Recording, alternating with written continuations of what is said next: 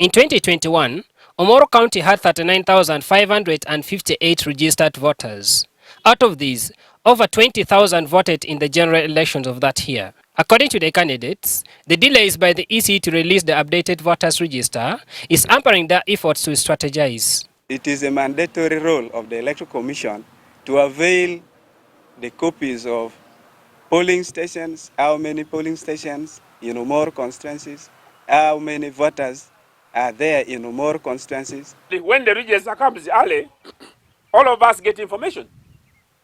So the Electoral Commission should give us the register, so that we begin seeing whether there have been any movement of the voters to other areas, because there has been an update.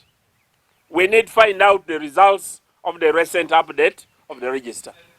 So NRM is in support of the other parties in asking the Electoral Commission that we need a copy of the register for us to understand the political terrain.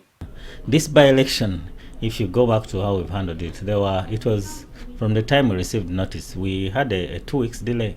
We could not start the activities on the ground because we had to wait until conclusion of burial of the former Member of Parliament. With only 6 days to the elections being held to replace the late Jacob Olanya, some candidates are suspicious about the other camp. You know, with the Electoral Commission in this country, it is being appointed by the state, by the president. So normally their work lies with the influence of the states. And as I speak, we believe that the NRM candidate might have it. They have it, I believe.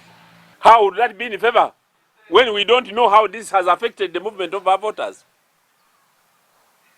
Actually, in our meeting this morning, that matter was raised up.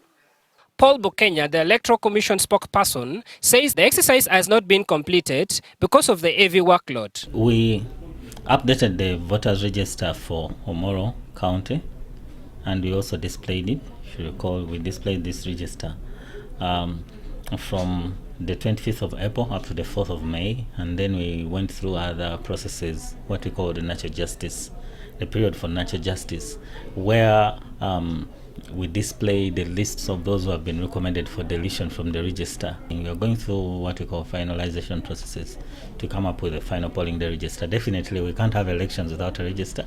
Polycarp Kalokwera, NTV.